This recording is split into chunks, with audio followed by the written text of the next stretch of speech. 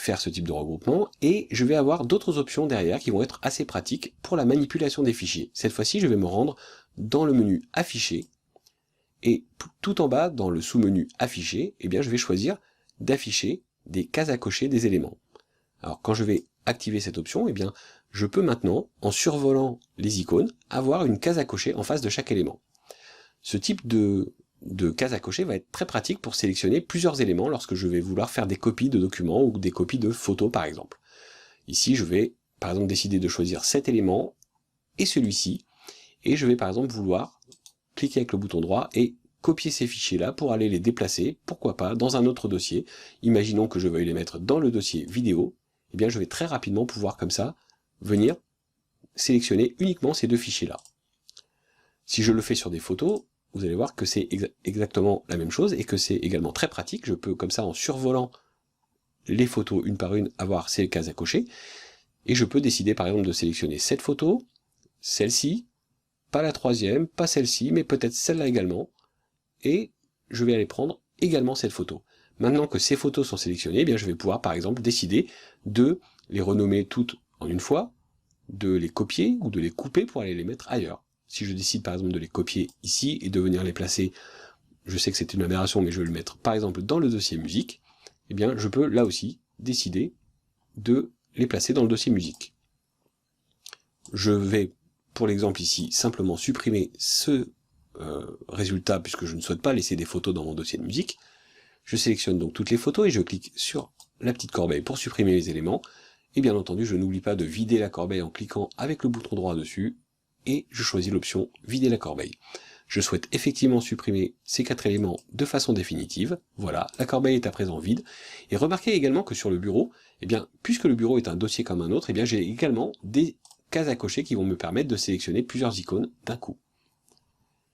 Je vais revenir sur les documents, et je vais aller, toujours dans le menu Afficher, sélectionner une nouvelle option ici dans Afficher, qui s'appelle Extension de nom de fichier.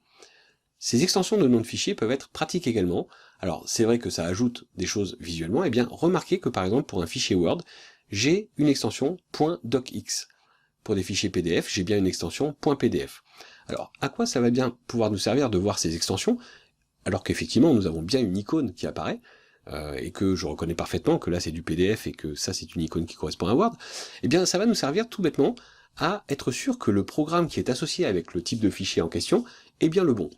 Je pourrais tout à fait avoir fait une fausse manipulation et associer des fichiers Word par exemple avec un autre programme qui n'a rien à voir. Supposons que je vienne ici dans Ouvrir avec et que je choisisse une autre application. Je vais décider de prendre une application qui n'a absolument rien à voir, comme le lecteur Windows Media, et donc le lecteur Windows Media n'est pas fait du tout pour lire les fichiers Word. Supposons que je fasse en plus la bêtise de cocher cette case qui me dise que je dois toujours utiliser cette application, et bien là vous allez voir que l'icône va changer radicalement, et j'ai une icône qui correspond plutôt à du multimédia. Alors je vais refermer le lecteur Windows Media puisque ce n'est pas tout à fait ce que je souhaitais faire, mais vous voyez que l'icône ne correspond pas. Et si je n'ai pas les extensions de fichiers, eh bien je suis bien en peine à me rendre compte qu'il y a quelque chose qui cloche. Ici je vais masquer les extensions de fichiers, et vous voyez que je ne vois plus du tout que c'est un fichier Word.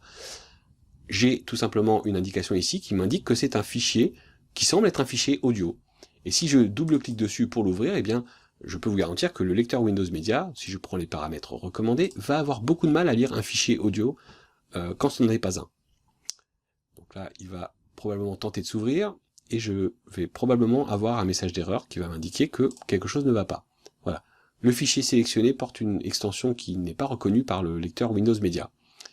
Donc ici, je vais annuler tout ça et je vais refermer. Donc je vous recommande d'une manière générale de laisser les extensions de fichiers visibles, tout simplement parce que comme ça vous allez pouvoir vous rendre compte qu'il y a quelque chose qui ne va pas entre l'icône et l'extension. Ici je vais rétablir la situation en cliquant avec le bouton droit sur n'importe quel fichier Word. Je vais décider d'ouvrir avec et de choisir une autre application. Ces fichiers qui sont des .docx s'ouvrent avec le programme Word. Je vais donc toujours utiliser cette application pour ouvrir les .docx.